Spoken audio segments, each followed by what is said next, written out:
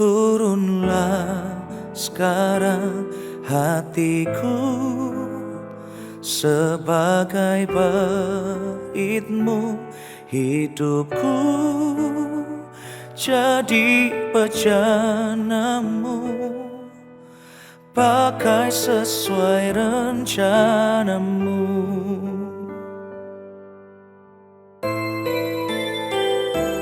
Rinduku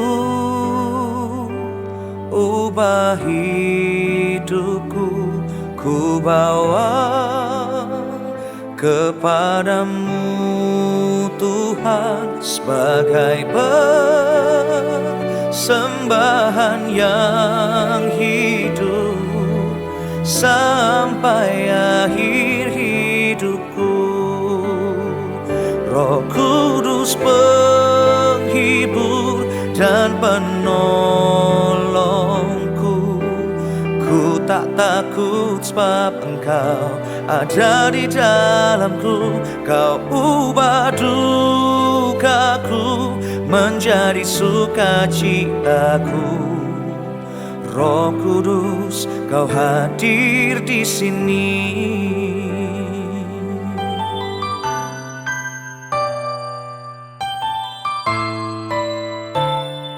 Rinduku ubah hidupku, ku bawa kepadamu Tuhan, sebagai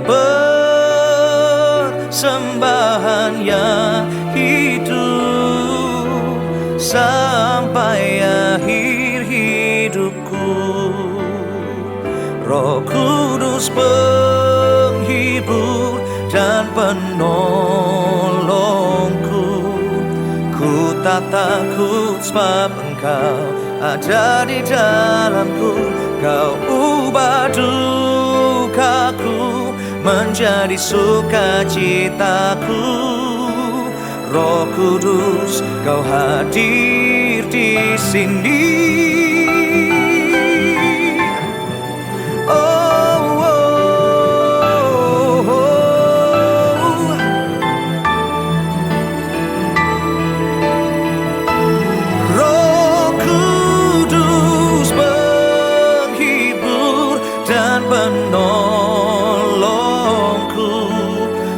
Tak takut sebab Engkau ada di dalamku. Kau ubah dukaku menjadi sukacitaku. Roh Kudus, Kau hadir di sini. Roh Kudus, Kau hadir di sini.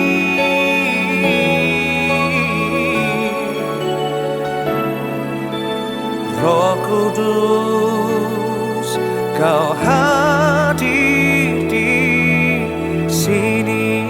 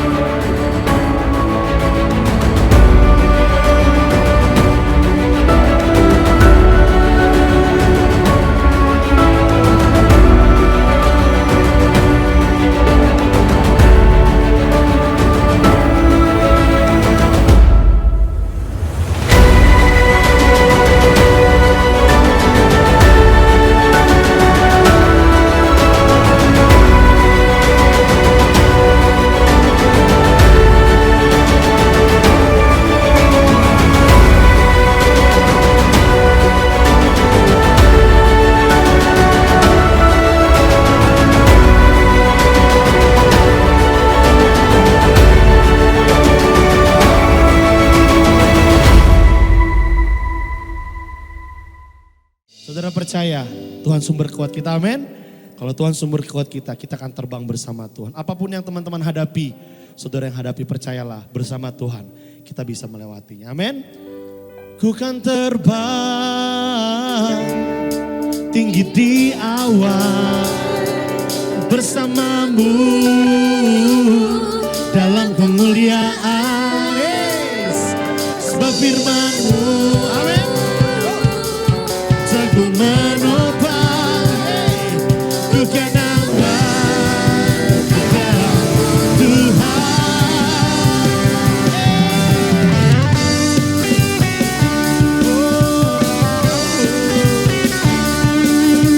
Haleluya. Mari sama-sama nyatakan firman-Mu. Firman-Mu Tuhan, berita bagi kakiku. Janji-Mu terang bagi jalan-jalanku. Kebenaran-Mu menuntun. Haleluya. Ku menanti. Beri apa? Siap terbang bersama Tuhan. Ku kan terbang tinggi di awan bersama-Mu dalam kemuliaan. Sebab firman-Mu teguh menopang. Ku kan aman dalam-Mu Tuhan. Firman-Mu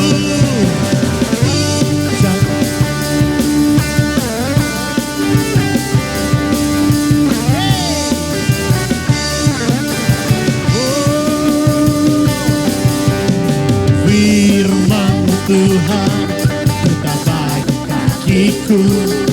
Janji-Mu terang buat setiap jalan kita. Kebenaran menuntunku. Ku menantikan-Mu. Beri kekuatan baru. Semuanya. Ku kan terbang tinggi di awan bersama-Mu dalam kemuliaan. Sebab firman-Mu, haleluya, teguh menopang. Ku kan aman di dalam. Nyatakan jalan-Mu, jalan-Mu di atas segala. Dengan iman kita anak muda nyatakan, rancangan-Mu melebihi rancangan. Firman sungguh apa? Kasihku berjalan lebih tinggi, berjalan bersama-Mu. Dengan iman, ku kan terbang tinggi di awan, bersama-Mu. Benar Tuhan, ini iman kami. Sebab firman-Mu teguh menopang. Ku kan aman di dalam-Mu Tuhan. Ku kan terbang tinggi melebihi apapun Tuhan. Jesus, sebab firman-Mu teguh menopang. Ku kan aman di dalam. Ku kan aman. Ku kan aman sekali lagi. Ku kan aman. Ku kan aman di dalam-Mu Tuhan.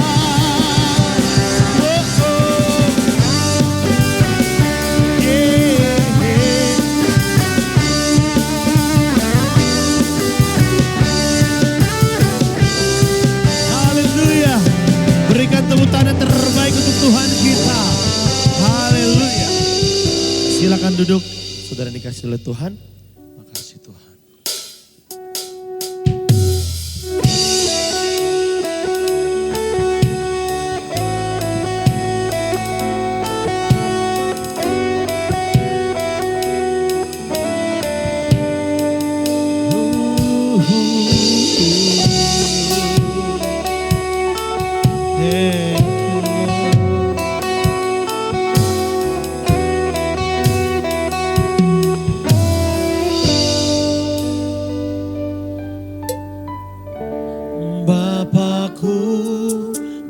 datang menyembahmu di sini. Ku percaya kau dia ada bagiku. Ada sekali lagi lebih sungguh nyatakan Bapakku datang, Bapakku datang menyembahmu Tuhan.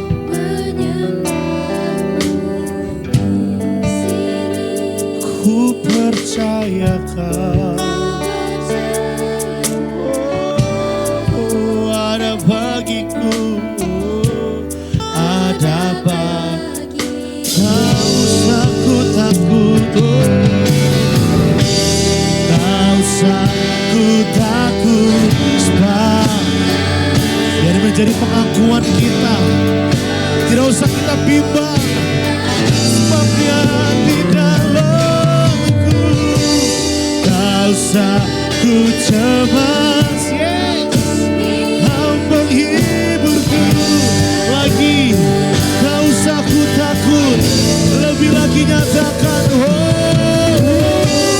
tak usah ku takut, sebab kau biar ini menjadi pegangan kami Tuhan di masa yang sulit, sebab kau di dalam kami. Tak usah ku cemas. Mari saya cepat bangkit berdiri, kita mau sambut firman Tuhan. Ku nyanyi haleluya, yes Lord. Ku nyanyi haleluya, sungguh kau hebat,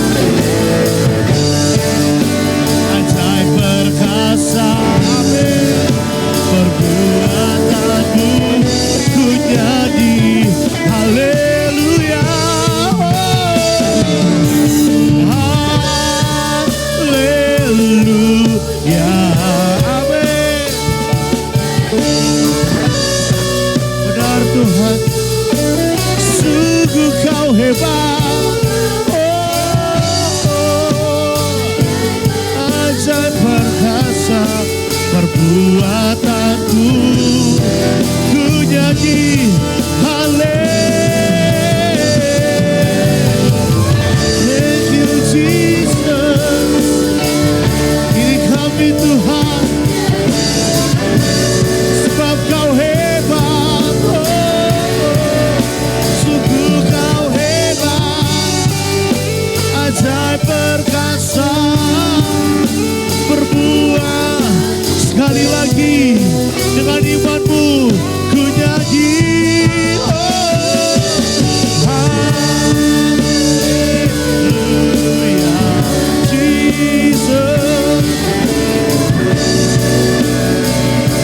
sungguh kau hebat,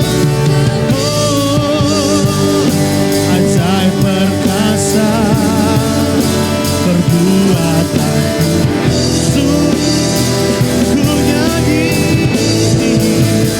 Ku nyanyi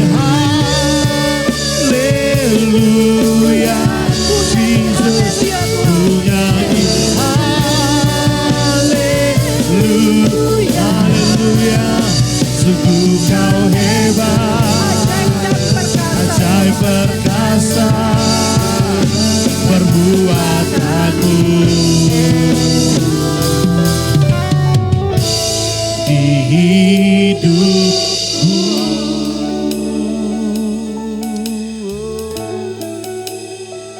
Ya benar ya Bapa.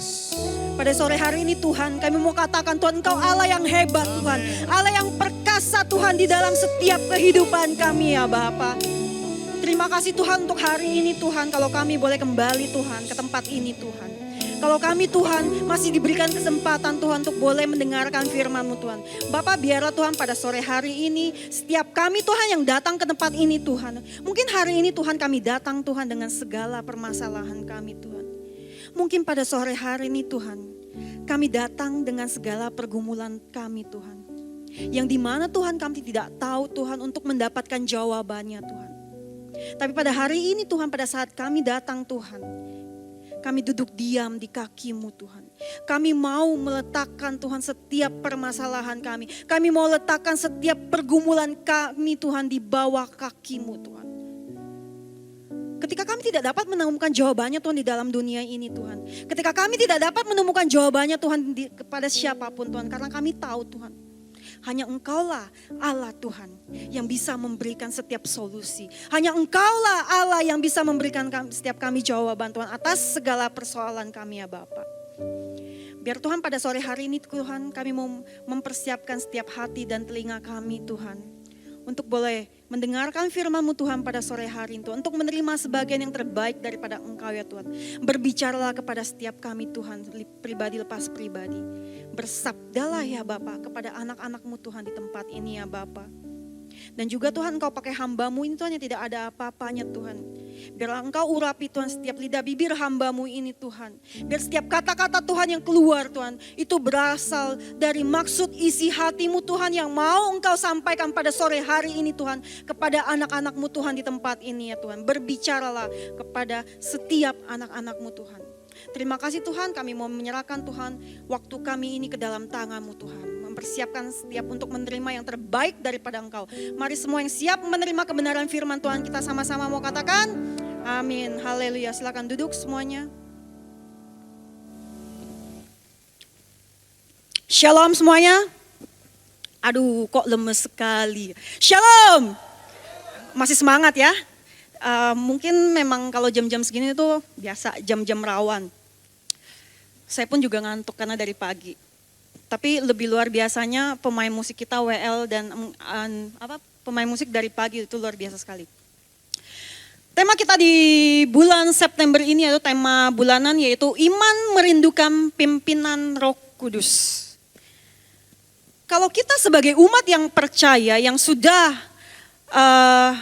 menerima atau percaya kepada Yesus, otomatis hidup kita itu bukan lagi milik kita sendiri. Hidup kita itu dipersembahkan kepada Tuhan di mana untuk Roh Kudus bisa memimpin setiap hidup teman-teman dan saya pada sore hari ini. Akan tetapi, setiap diri kita mempunyai pilihan apakah kita memilih untuk mau hidup dipimpin oleh Roh Kudus atau tidak. Ketika kita sudah percaya menerima Yesus sebagai juru selamat kita, Tuhan memberikan Roh Kudus kepada setiap teman-teman di sini untuk mengingatkan kita, untuk menegur kita, untuk mengajar kita. Makanya mungkin hari ini teman-teman pernah merasakan ketika kita mengalami satu hal, mungkin ada kayak seperti seperti sentilan dalam hidup kita. Kayak misalkan dikatakan ketika kita mau melakukan sesuatu yang tidak benar, mungkin kita diingatkan, hey, gak boleh loh. Kamu diingatkan loh, kamu gak boleh melakukan seperti ini. Akan tetapi ketika kita diingatkan untuk tidak boleh melakukannya, apakah kita mau mengikuti apa yang Roh Kudus katakan kepada kita atau kita menolaknya? Saya percaya setiap diri kita mempunyai suatu pilihan apakah kita memilih untuk mengikuti atau tidak. Yudas Iskariot adalah salah seorang murid Yesus yang dimana kita tahu Yudas adalah dia sudah mengikuti Yesus pelayanan kemana saja, melihat Yesus melakukan mukjizat segala macam. Tetapi ketika fokusnya Yudas sudah mulai hilang dan hidupnya tidak dipimpin oleh Roh Kudus, maka Yudas lebih memilih untuk mengikuti keinginan dagingnya, yaitu dia mempunyai hawa nafsu, dia mencuri uang. Nanti saya akan bahas, dia mencuri uang dari uang kas. Karena Yudas ini adalah salah seorang murid Yesus, tapi dia adalah orang yang cinta akan uang. Matanya dibutakan oleh uang. Sehingga pada akhirnya dia menjual Yesus. Mungkin kita akan buka ayatnya. Di Lukas 6 ayat 12 sampai dengan 16. Saya akan memberikan judul khotbah saya pada sore hari ini dengan subtema yaitu Yudas Syndrome. Hari ini pun saya percaya termasuk saya sendiri pun mungkin tanpa saya sadari, saya juga mempunyai sindrom seperti Yudas. Lukas 6 ayat yang ke-12. Pada waktu itu pergilah Yesus ke bukit untuk berdoa dan semalam-malaman ia berdoa kepada Allah. Ketika hari siang ia memanggil murid-muridnya kepadanya lalu memilih dari antara mereka 12 orang yang disebutnya rasul. Simon yang juga diberinya nama Petrus dan Andreas saudara Simon, Yakobus dan Yohanes, Filipus dan Bartolomeus. Matius dan Thomas, Yakobus anak Alfeus dan Simon yang disebut orang Zelot. Ayat ke-16. Yudas anak Yakobus dan Yudas Iskariot yang kemudian menjadi pengkhianat. Kalau kita lihat di sini, kita coba kembali ke ayat yang ke-12-nya. Kan dikatakan pada waktu itu pergilah Yesus ke bukit untuk berdoa dan semalam-malaman ia berdoa kepada Allah. Kalau kita lihat di sini, sebelum Yesus memilih ke-12 rasul, sebelum Yesus memilih ke-12 muridnya, Tuhan Yesus itu berdoa terlebih dahulu loh. Dia berdoa kepada Allah Bapa, dari antara ribuan orang, dia harus memilih 12 rasul. Yang akhirnya terpilihlah Yudas Iskariot menjadi salah satu dari 12 rasul. Kalau kita lihat di sini, dari ribuan orang dipilih menjadi 12. Itu kan merupakan melalui seleksi yang sangat panjang. Contoh, mungkin teman-teman di sini ketika mau masuk kuliah nanti teman-teman itu akan diperhadapkan, kalau di sini kan sistemnya saya sepertinya ikut ujian ya, saringan ya kalau di sini ya. Ketika teman-teman misalnya mau masuk perguruan tinggi negeri, teman-teman harus mengikuti ujian. Ketika teman-teman sudah bisa melewati ujian tersebut, baru akan bisa masuk kan. Itu berarti teman-teman mengalami satu namanya seleksi. Mengalami satu proses. Seperti dalam ketika teman-teman yang juga mau bekerja, ketika kita taruh resume, ketika kita dipanggil interview, mungkin ada berapa banyak orang yang dipanggil interview. Ketika kita sudah bisa melewati interview pertama, kita akan mungkin dipanggil untuk interview kedua. Setelah kita bisa melewati interview kedua, barulah mungkin kita di-accept, kita diterima untuk bekerja di perusahaan tersebut. Kalau hari ini kita lihat, ketika kita mau masuk kuliah, ketika kita mau bekerja, kita melewati namanya suatu proses, seleksi. Yudas pun mengalami hal yang sama. Dari ribuan orang diseleksi menjadi 12 rasul. Ini yang pertama. Dari ribuan orang diseleksi menjadi 12 rasul. Dan melewati seleksi yang cukup ketat dan akhirnya terpilih. Berarti kan itu bukan sesuatu yang mudah gitu kan. Yang kedua, ketika Yudas sudah dipilih menjadi 12 rasul, Yudas dipilih lagi dari 12 orang rasul menjadi bendahara. Bendahara orang yang memegang keuangan, berarti dari 12 orang ini dipilih lagi seleksi menjadi satu.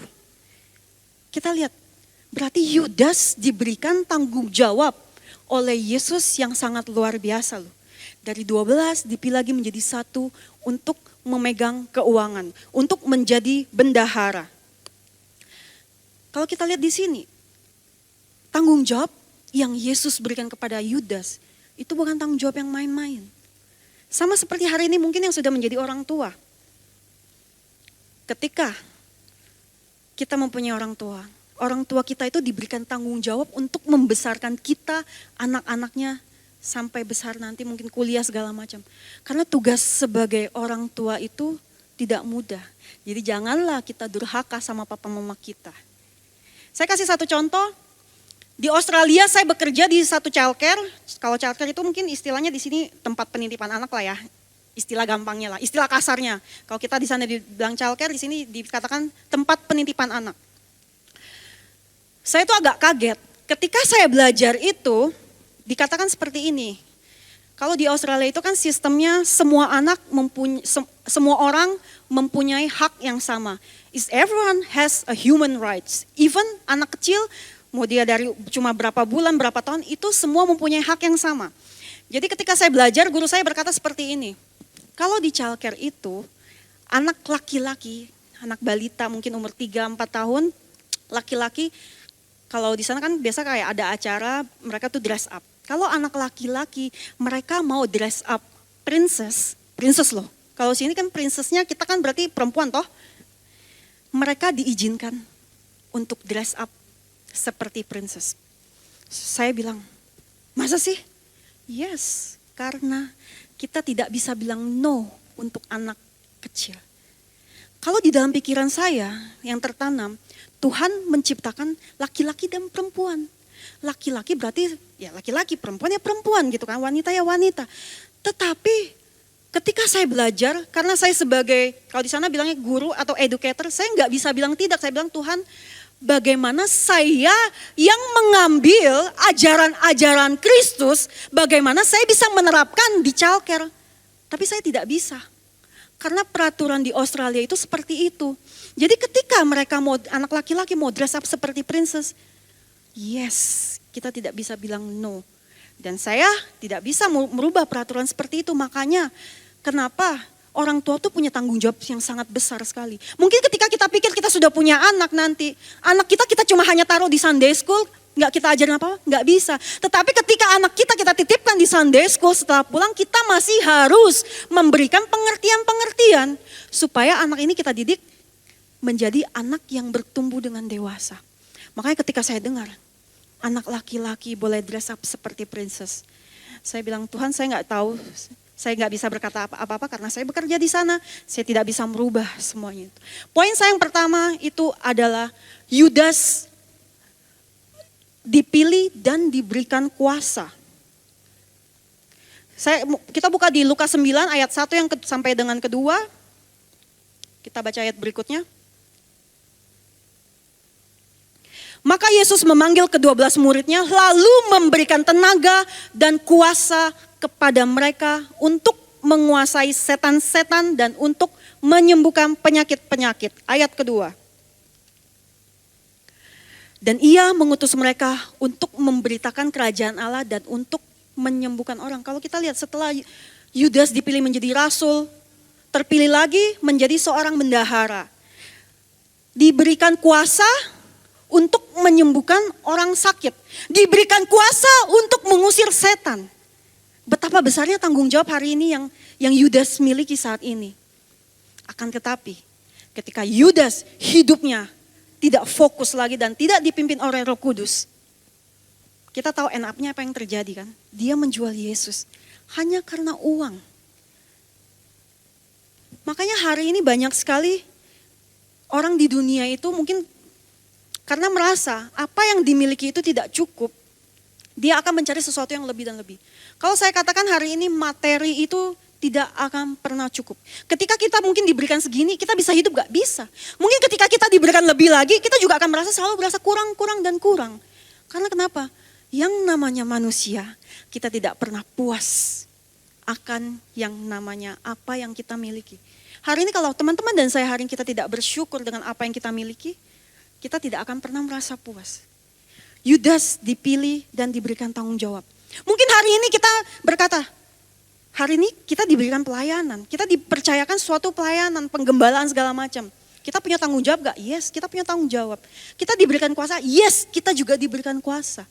Mungkin hari ini teman-teman bilang, Tuhan tidak mungkinlah sepertinya saya seperti Yudas. Tuhan gak mungkinlah saya seperti Yudas. Tidak ada yang bisa tahu perjalanan iman kita. Hari ini ketika kita sudah menerima Tuhan sebagai Yesus dan Juru Selamat, dalam perjalanan iman kita, yang paling susah itu adalah mempertahankan. Bagaimana hari ini teman-teman dan saya bisa mempertahankan iman kita sampai akhir? Enggak ada yang tahu. Apakah terpikir? Kalau kita lihat dari cerita ini, enggak terpikir kan? Yudas murid Yesus loh. Yang sudah melayani bersama-sama dengan Yesus 3-3,5 tahun. Yang melihat Yesus melakukan mukjizat, menyembuhkan orang sakit, segala macam. Enggak terpikirkan. Kalau Yudas itulah yang menjual Yesus hanya karena uang. Hari ini engkau dan saya mungkin hari ini kita dipilih atau kita dipanggil dan kita diberikan kuasa. Dan itu baru awal. Tidak ada yang tahu bagaimana akhir kita. Kita mau buka di ayat berikutnya di Yohanes 12 ayat 1 sampai dengan 6.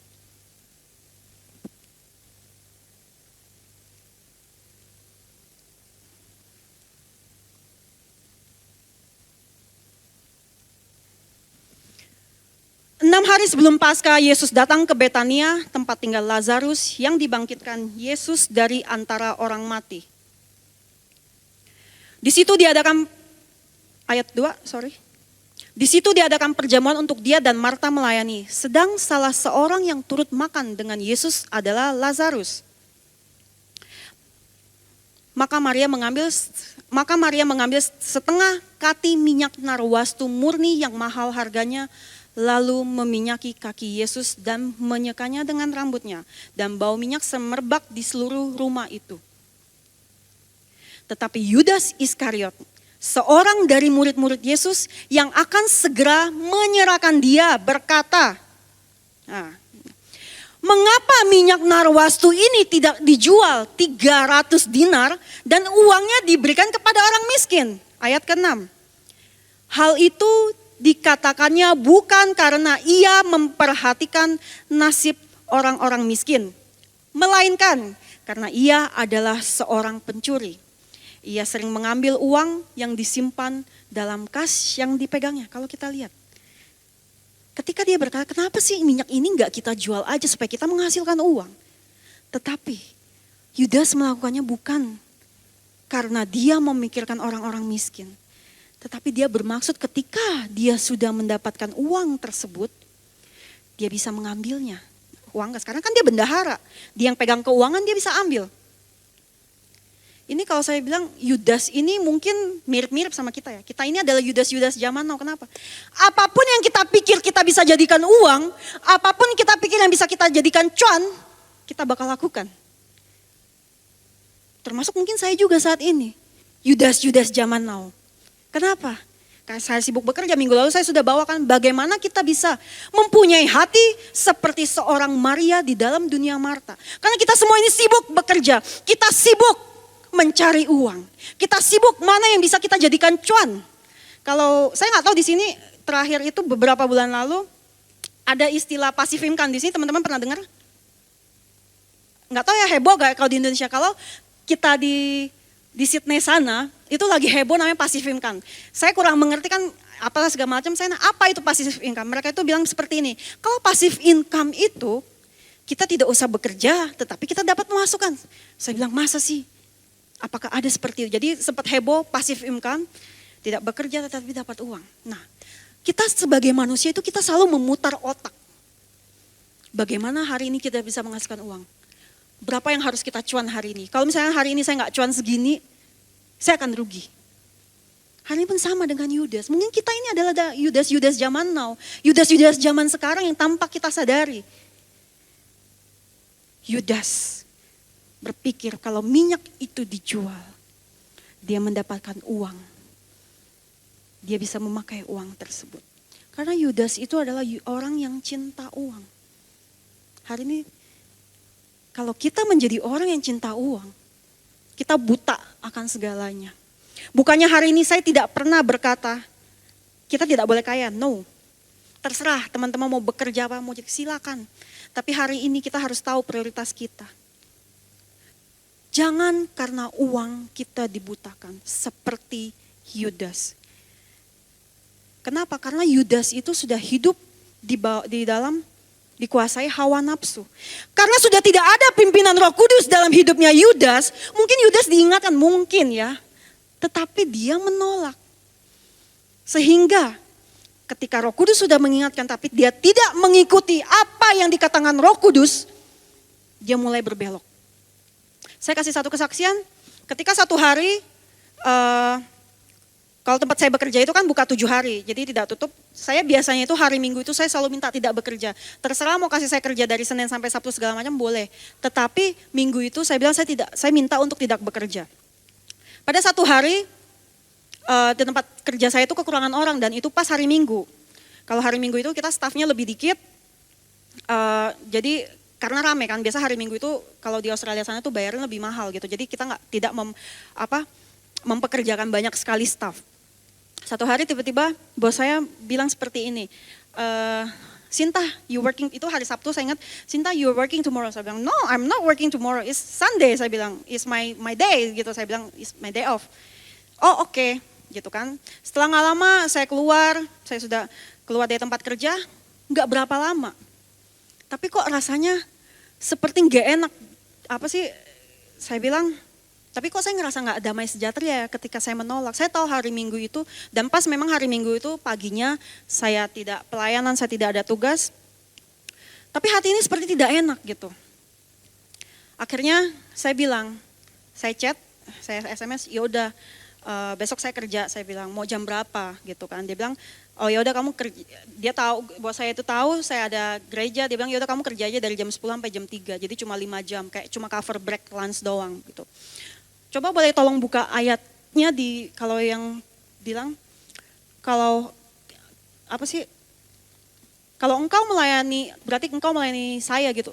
Boleh tolong dibuka ayatnya, saya coba cari.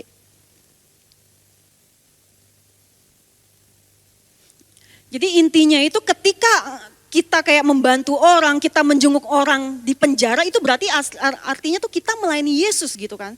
Pokoknya saya lupa ayatnya ada di mana, tapi itu ada gitu di perjanjian baru. Ketika saya sudah SMS bahwa saya seperti itu, tiba-tiba ada suara berkata seperti ini, kamu melakukan yang benar. Saya tahu itu bukan saya, tapi saya tahu itu Roh Kudus. Memang saya tahu itu hari Minggu yang jadwalnya saya nggak bekerja, saya harus ke gereja segala macam. Tapi Tuhan ingatkan, kalau hari ini kamu melakukannya untuk orang lain, berarti engkau melakukannya untuk aku. Ketika hari ini mungkin kita menjenguk orang di penjara, berarti engkau melakukannya untuk Tuhan. Ketika hari ini teman-teman dan saya, kita membantu orang-orang yang kekurangan, hari ini kita melakukannya untuk Tuhan. Apa yang kita lakukan untuk Tuhan, Tuhan itu tidak pernah berhutang. Jadi hari ini janganlah teman-teman dan saya kita hidup di dalam hawa nafsu. Dikuasai hawa nafsu, karena saya tahu apa yang dunia ini tawarkan, itu lebih baik. Banyak sekali hal-hal yang bisa menarik kita untuk jauh dari Tuhan. Tapi bagaimana hari ini teman-teman dan saya kita mengambil satu pilihan. Kita mau tetap di dalam Tuhan. Kita mau tetap di dalam Tuhan untuk melakukan segala pekerjaan Tuhan. Jadi yang pertama tadi poin yang saya tekankan itu Yudas dipilih dan diberikan tanggung jawab. Hari ini pun kita sama. Mungkin hari ini kita mengambil satu pelayanan berarti kita diberikan tanggung jawab. Teman-teman dan saya hari ini diberikan satu tanggung jawab. Tapi kita tidak tahu akhirnya kita seperti apa. Kita tidak tahu bagaimana perjalanan iman kita. Mudah-mudahan kita tidak seperti Yudas yang menjual Yesus. Yang kedua, hidup dikuasai hawa nafsu. Yudas hidup dikuasai hawa nafsu, jadi mau dia pelayanan seperti apapun, mau pelayan 3 sampai 3,5 tahun bersama dengan Yesus, melihat Yesus melakukan mukjizat, menyembuhkan orang sakit dan segala macam, tidak ada gunanya. Itu berarti mengatakan apa? Waktu bukanlah menjadi suatu jaminan untuk teman-teman dan saya, kita bisa berjalan sampai dengan akhir. Mau 3 tahun, 10 tahun, 20 tahun. Tidak ada yang bisa menjamin bagaimana perjalanan iman kita bersama dengan Yesus hari ini. Hiduplah dengan dipimpin oleh Roh Kudus. Kalau hari ini mungkin Roh Kudus mengetuk pintu hati kita. Mengingatkan kita, hey, jangan lupa ke gereja. Hey, jangan lupa kamu belum melakukan ini. Kita punya satu pilihan. Kita mau menolak atau kita mengikuti. Tapi hari ini kalau kita mengikuti, kita akan tahu apa yang akan kita dapat. Kita buka di Lukas 22 ayat 3 sampai dengan 4.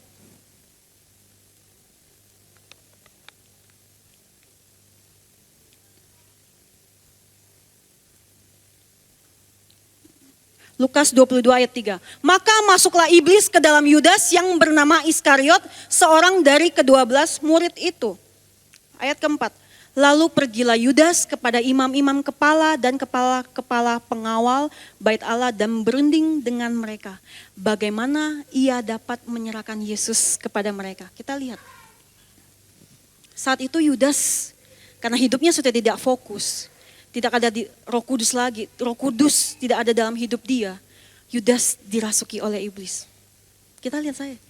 Yudas loh. Murid Yesus yang telah diseleksi dari ribuan orang menjadi 12, setelah 12 dipilih menjadi 1, menjadi bendahara, dia dirasuki iblis. Apalagi kita yang masih setengah-setengah, lebih gampang dirasuki iblis. Makanya hari ini hal yang terbesar yang dialami mungkin nggak cuma anak muda, tapi semua orang itu adalah apa? Malas. Rasa malas itu gampang sekali membunuh saudara dan saya hari ini. Oke, kita sudah merasa malas. Kita nggak mau kan melakukan apa-apa. Kalau istilahnya apa? Mager ya, malas gerak. Ayo ke gereja ibadah. Aduh, enggak malas. Apalagi kalau sudah hujan, pasti lebih malas lagi. Nah, hati-hati. Rasa malas tersebut yang bisa membunuh teman-teman dan saya hari ini. Bagaimana hari ini kita bisa melawan rasa malas kita? Kita harus hidup di dalam pimpinan Roh Kudus. Bangkit anak muda di tempat ini, karena saya tahu gereja ini adalah gereja regenerasi. Mungkin suatu saat nanti berapa tahun kemudian adik-adik semua yang akan menggantikan kita untuk berbicara di mimbar ini. Bangkit anak muda semua di tempat ini. Berikan hidupmu untuk dipimpin oleh Tuhan, untuk dipimpin oleh Roh Kudus. Kalau hari ini tidak ada Roh Kudus dalam hidup teman-teman dan saya hari ini, saya nggak tahu akan apa jadinya. Saya berbicara minggu lalu untuk kita hidup sampai dengan hari ini tanpa adanya kasih karunia Tuhan. Kita habis, benar-benar habis. Kalau bukan karena kekuatan Tuhan, habis kita. Saya sangat terberkati sekali dengan kesaksian tadi pagi dari Kak Jacqueline Selose ya. Bagaimana dia bercerita ketika dia hidupnya sudah divonis sama Tuhan, hidupnya tidak lama lagi. Mamanya terkena stroke, anaknya juga divonis sakit apa gitu. Tapi ketika waktu itu dia benar-benar menyerahkan hidupnya. Dia bilang gak peduli saya mau divonis atau apa. Tapi dia tetap mengambil satu pilihan untuk melayani Tuhan. Dia memberikan hidupnya untuk Tuhan. Sehingga tadi pagi Kak Jacqueline Selesa itu dia kesaksian sangat luar biasa. Saya lihat bagaimana hari ini Tuhan bisa memakai hidup Kak Jacqueline. Karena kenapa? Karena dia menyerahkan hidupnya. Memberikan hidupnya untuk Tuhan. Hari ini teman-teman pun juga bisa. Ketika kita memberikan hidup kita kepada Tuhan untuk dipimpin, kita bisa menjadi pemenang-pemenang di akhir zaman nanti. Jangan kita cuma berpikir, saya cuma datang ke gereja, duduk diam, dengar firman, pulang. That's it. No. Tapi hari ini, saya percaya di tempat ini, kita semua adalah pemenang. Ketika kita keluar, kita melakukan firman. Kita melakukan karakter-karakter Kristus yang sudah diajarkan kepada kita hari ini. Jangan kita mengakhiri hidup kita seperti Yudas. Yudas dan Petrus. Yudas menjual Yesus. Petrus menyangkal Yesus kan. Tapi kita lihat bagaimana endingnya berbeda. Yudas menyesal, dia bunuh diri. Petrus, dia menyesal gak? Yes. Ketika dia sudah menyesal, dia kembali ke jalan Tuhan. Ketika dia berkhotbah, 3.000 orang bertobat. Kita lihat, sama-sama berdua ini murid Yesus, sama-sama melakukan satu kesalahan, sama-sama bertobat dan menyesal, tapi satu mengakhiri hidupnya dengan bunuh diri. Yang satu kembali ke jalan Tuhan, dia menyebarkan firman Tuhan di mana 3.000 orang bertobat. Saya tahu mungkin hari ini tidak mudah bagaimana perjalanan hidup kekristenan kita. Seperti yang tadi Vander katakan, kita anak muda mungkin di sini banyak sekali keinginan, hawa nafsu di dunia itu sangat banyak. Tapi hari ini bagaimana kita mengontrol diri kita untuk bisa tetap hidup di dalam Tuhan. Susah. Saya nggak tahu mungkin di sini menjadi halangan terbesarnya apa, saya nggak tahu. Kalau kita di sana yang saya sudah ceritakan bekerja. Karena kenapa? Uang. Karena anak-anak di sana itu kalau terpikir uang dan uang, itu menjadi salah satu tantangan bagaimana anak-anak muda di sana ketika kita mau mengajak orang untuk ke gereja, ketika mereka sudah berkata, oh nggak bisa, saya minggu mau bekerja. Karena minggu bayarannya lebih tinggi. Siapa yang tidak mau bekerja sekarang hari minggu? Karena bayaran lebih tinggi. Itu menjadi salah satu tantangan di sana. Tapi kalau di Jakarta saat ini saya nggak tahu mungkin sosial media mungkin ya kalau di sini. Dimana saya lihat sosial media ini sekarang berkembang sangat pesat. Belanja pun sudah mungkin tidak perlu ke supermarket. Belanja hanya lewat Shopee, check out segala macam.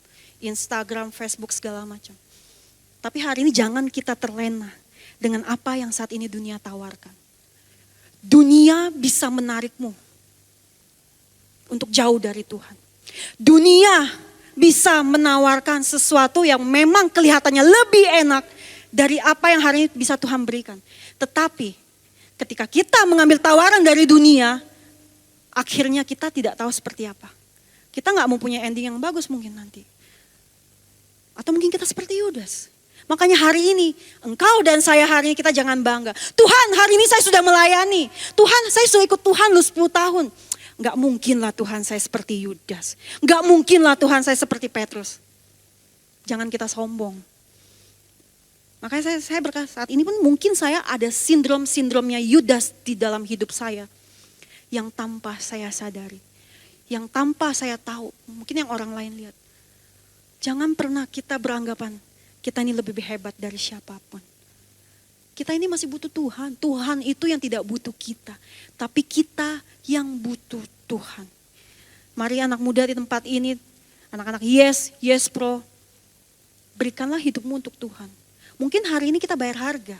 Kita bersusah-susah terlebih dahulu. Tapi kita akan lihat, kita akan menerima satu kemenangan yang pasti di dalam Tuhan. Saya tutup dengan satu kesaksian. Boleh saya undang pemain musik maju ke depan?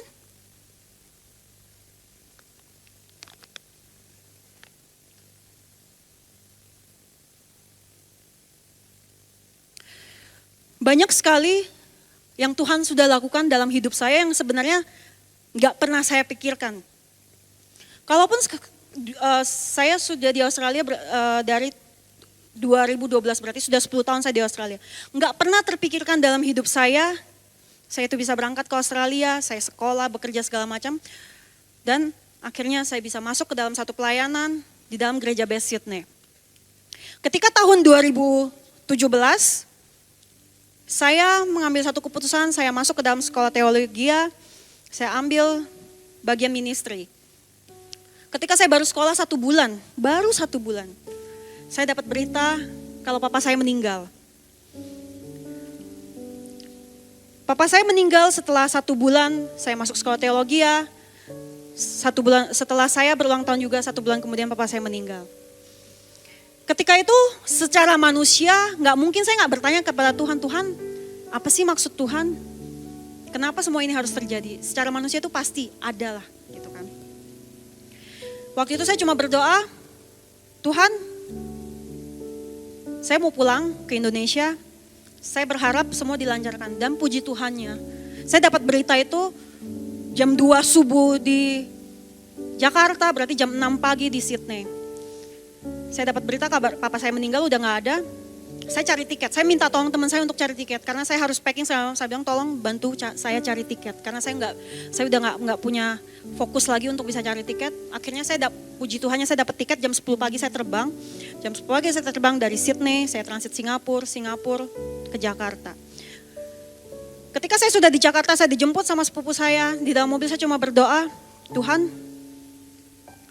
berikan saya kekuatan. Jujur sebagai manusia, saya tuh gak kuat, saya bilang. Saya mau menguatkan mama saya mau menguatkan cici saya dan adik-adik saya. Tuhan tolong berikan saya kekuatan, saya bilang gitu. Ketika saya bertemu dengan mama saya nangis segala macam. Tapi yang puji Tuhannya, karena saya sudah berdoa, Tuhan tolong berikan saya kekuatan. Saya tidak nangis. Saya gak mau nangis di depan mama saya. Karena saya tahu ketika saya nangis, mama saya hatinya akan lebih hancur saat itu. Setelah papa saya meninggal 3 bulan kemudian, mama saya sakit, stres, karena bagaimana sih rasanya ketika ditinggal oleh pasangannya kan. Mama saya stres, pokoknya sakitnya parah. Sampai satu hari mama saya pernah mencoba untuk bunuh diri. Itu dengan posisi saya sudah kembali di Sydney, saya di Australia, saya dapat kabar mama mencoba untuk bunuh diri. Bayangkan teman-teman, saya habis komsel saat itu. Dapat telepon, mama coba bunuh diri. Saya bilang, Tuhan aduh ini apa lagi? Cobaan pertama. Enggak lama kemudian saya dapat kabar, 2 tante saya, papa saya punya adik terkena kanker. Satu kena kanker usus, satu terkena kanker tiroid. Pokoknya saya bilang, aduh parah sekali. Saya bilang, Tuhan, sampai di satu titik saya bilang, Tuhan saya udah gak kuat Tuhan. Saya gak tahu apa rencana Tuhan dalam hidup saya, dalam keluarga saya bilang. Satu masalah belum selesai, tiba-tiba masalah lain datang. Dan akhirnya saya memutuskan setiap tahunnya saya harus pulang ke Indonesia untuk menjenguk mama saya. Dalam setahun saya pulang 2 kali. Jadi Biasanya saya pulang bulan Juni sama apa pokoknya dalam setahun saya pulang 2 kali. Dan saya tetap berusaha untuk tetap pelayanan. Memang mereka itu kayak mengerti, kita gak memberikan kamu pelayanan dulu karena kamu pulang untuk menjenguk mama kamu. Saya bilang it's okay. Tetap saya mau melakukan pelayanan, mau suruh saya pelayanan kemana saya tetap jalan. Saat itu saya berpikir, kalau saya gak kuat di dalam Tuhan, kalau tidak ada Tuhan dalam hidup saya hancur. Gak mungkin saya bisa dengan segala permasalahan yang terjadi dalam hidup saya. Dari 2017, 18, 19, 20, 2000, itu masa-masa tersulit saya. Saya masih ingat 2017, saya masih pergi pelayanan ke China. Saya masih ketemu Tasya, ketemu Fem di sana. Permasalahan tetap ada. Tapi saya tidak mau fokus dengan permasalahan. Saya bilang, Tuhan, saya mau pelayanan. Saya lakukan pelayanan saya dulu, tolong jaga mama saya. Hari ini mungkin teman-teman mengalami hal yang sama dengan saya. Saya nggak tahu permasalahan apa atau pergumulan apa yang teman-teman hadapi. Selama kita hidup di dalam dunia ini, permasalahan itu tetap ada, yes. Mungkin berat, ya. Tapi bagaimana hari ini kita meletakkan setiap hidup kita di bawah kakinya Tuhan. Bagaimana hari ini engkau dan saya, kita mau memberikan hidup kita kepada Tuhan. Mungkin hari ini kita susah, kita menangis. Apakah dulu selama 3 tahun saya gak menangis? Saya menangis. Pergi pelayanan pun saya menangis. Saya bilang Tuhan saya gak kuat. Tapi Tuhan tolong berikan saya kekuatan. Saya gak bisa Tuhan sebagai manusia. Tanpa Tuhan kita tuh tidak mampu. Tanpa Tuhan kita tuh gak bisa. Tapi hari ini bagaimana kalau kita mengambil satu komitmen. Kita memberikan setiap hidup kita ke dalam Tuhan. Bagaimana hidup kita mau dipimpin oleh Roh Kudus. Tuhan yang akan menjaga kita. Kita melakukan bagian kita, Tuhan melakukan bagiannya. WL. Ku percaya Engkau Tuhan yang tak. Tuhan tak pernah gagal. Tuhan tak pernah gagal. C ya.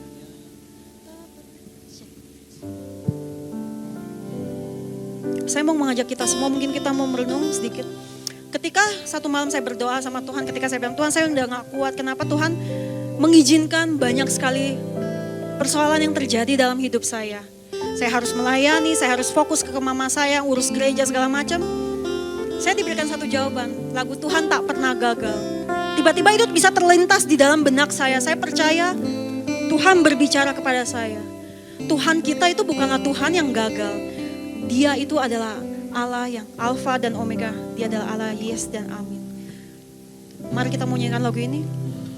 Ku percaya kita mau merenung sejenak dari firman sore hari ini. Tak pernah gagal. Yes. Menjadikanku lebih dari pemenang. Ku percaya Kau Tuhan. Ku percaya Kau Tuhan. Amin. Yang tak pernah saya mau undang teman untuk bangkit berdiri. Janjimu, ku percaya Kau Tuhan, kami tahu Tuhan mungkin dalam setiap perjalanan hidup kami Tuhan, dalam setiap perjalanan iman kami Tuhan, kami tidak tahu Tuhan bagaimana dengan akhirnya Tuhan. Tapi hari ini Tuhan kami mau ngambil satu komitmen Tuhan. Bagaimana hari ini Tuhan kami menetapkan setiap langkah hidup kami di dalam Engkau Tuhan. Biar hidup kami boleh dipimpin oleh Roh Kudus Tuhan. Boleh dipimpin oleh Engkau ya Tuhan. Ku percaya Kau Tuhan yang tak pernah gagal. Menjadikanku lebih dari pemenang. Ku percaya Kau Tuhan yang tak pernah lalai menepati janji-janji. Kayak kita mau ngelantang Tuhan yang tak pernah gagal. Ku percaya Kau Tuhan yang tak pernah gagal. Menjadikanku lebih dari pemenang. Ku percaya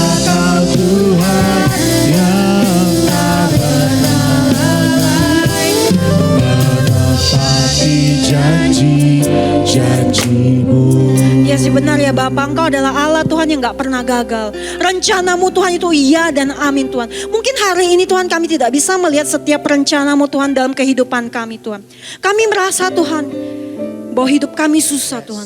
Kami merasa Tuhan bahwa hidup kami banyak sekali masalah Tuhan. Tapi kami percaya Tuhan, Engkau mengizinkan setiap masalah terjadi dalam hidup kami Tuhan. Biar kami boleh melihat kemuliaan-Mu Tuhan dalam setiap hidup kami. Engkau Allah yang gak pernah gagal. Engkau Allah yang tak pernah lalai Tuhan dalam setiap hidup kami ya Bapak. Tuhan saat ini Tuhan hamba berdoa Tuhan untuk setiap jemaat-jemaat-Mu Tuhan di tempat ini Tuhan. Mungkin hari ini Tuhan yang mempunyai banyak pergumulan Tuhan, yang mempunyai banyak permasalahan Tuhan. Hamba berdoa Tuhan, Engkau lihat setiap pergumulan mereka, setiap permasalahan mereka Tuhan. Engkau tahu Tuhan. Mungkin hari ini Tuhan, setiap tangisan air mata Tuhan, Engkau lihat dan Engkau pun tahu Tuhan. Engkau jamah setiap hati Tuhan, setiap hati anak-anak-Mu Tuhan di tempat ini Tuhan. Biar Tuhan saat ini Tuhan yang mengetuk pintu Tuhan, Engkau boleh bukakan Tuhan. Yang sakit Engkau sembuhkan Tuhan. Yang saat ini Tuhan yang lemah Tuhan, Engkau kuatkan Tuhan. Yang berbeban berat Tuhan, Engkau lepaskan segala beban-beban tersebut Tuhan. Karena hamba percaya Tuhan, Engkau melihat setiap salib yang ada di setiap hidup kami Tuhan. Engkau melihat setiap masalah di dalam hidup kami Tuhan. Tapi hari ini Tuhan, kami mengambil satu komitmen Tuhan. Kami mau memberikan hidup kami kepada Engkau Tuhan, dipimpin oleh Roh Kudus Tuhan. Mungkin tanpa sadar Tuhan hari ini ada sindrom-sindrom Yudas dalam hidup kami Tuhan. Tapi kami tidak mau Tuhan seperti Yudas Tuhan. Kami mau tetap setia dengan perjalanan iman kami sampai dengan akhirnya Tuhan. Bapak terima kasih Tuhan untuk waktu yang telah Engkau berikan Tuhan, yang dimana firman-Mu Tuhan telah ditaburkan pada sore hari ini. Biar setiap firman Tuhan yang telah ditaburkan Tuhan tidak terbuang dengan sia-sia ya Bapak. Tapi kami boleh menjadi pelaku-pelaku firman-Mu Tuhan pada sore hari ini ya Bapak. Memberkati setiap anak-anak-Mu Tuhan yang sekolah, yang kuliah dan juga bekerja Tuhan. Amen. Tutup bungkus kami dengan kuasa darah-Mu dan juga tutup bungkus setiap keluarga kami. Engkau jaga setiap keluarga kami. Hanya di dalam nama Yesus kami ucap syukur dan berdoa. Haleluya. Amin. Kami berdoa untuk gereja-gereja yang ada di seluruh dunia, bagi para hamba Tuhan sampai kepada semua jemaatnya. Kiranya Tuhan memberkati mereka semua supaya mereka menjadi berkat dan berdampak. Sehingga gereja di seluruh dunia dipenuhi oleh jemaat yang mencari Tuhan dengan tulus dan takut. Buat semua hamba Tuhan dan gereja bersatu, rukun dan tidak terpecah-pecah supaya dunia percaya Yesus adalah Tuhan bagi kemuliaan Allah Bapa. Demikian juga untuk gereja di mana kami Engkau percayakan untuk menggembalakannya, yaitu gereja Blessing in the Spirit. Tuhan kami berdoa untuk persembahan dari jemaat, kiranya Tuhan menerima dan membalas berlipat-lipat. Biar persembahan ini berkenan kepadamu sebagaimana persembahan Habel. Tuhan beri kemurahan-Mu, balaslah kebaikan dan kerelaan hati jemaat, jaga dan lindungi mereka serta pelihara mereka beserta keluarga, pekerjaan, kesehatan mereka. Mari dekapkan tangan kita di dada. Jagalah hatimu dengan segala kewaspadaan karena dari situlah terpancar kehidupan. Jemaat yang dikasihi Tuhan, jadilah berkat dan terimalah berkat rahmat anugerah dari Allah Bapa di sorga di dalam Putra Tunggalnya Yesus Kristus yang telah mati bagi dosa kita dan bangkit pada hari ketiga. Sehingga kita menyembah Tuhan Allah yang hidup dan iman kita bukan kepada Tuhan yang mati dan Dia naik ke sorga untuk menyediakan rumah bagi kita. Sehingga kita punya pengharapan yang pasti. Dan Dia akan datang kembali untuk kedua kalinya menjemput gereja dan umatnya yang berjaga-jaga, kudus, dewasa, dan bijaksana, serta menghakimi dunia dan di dalam persekutuan dengan Roh-Nya yang kudus yang membuat hati kita berkobar-kobar dan roh kita menyala-nyala di dalam kasih semula. Roh Kudus yang menghibur, menguatkan, memelihara, menginsyafkan, menuntun dan memimpin kita kepada kebenaran dan kekudusan, serta menjadi saksi Kristus mulai hari ini sampai selama-lamanya. Mari kita tutup dalam doa Bapa kami yang di sorga, dikuduskanlah nama-Mu. Datanglah kerajaan-Mu, jadilah kehendak-Mu di bumi seperti di sorga. Berikanlah kami pada hari ini makanan kami yang secukupnya. Dan ampunilah kami akan kesalahan kami seperti kami juga mengampuni orang yang bersalah kepada kami. Dan janganlah membawa kami ke dalam pencobaan, tetapi lepaskanlah kami daripada yang jahat. Karena Engkaulah yang punya kerajaan dan kuasa dan kemuliaan sampai selama-lamanya. Amin. Selamat.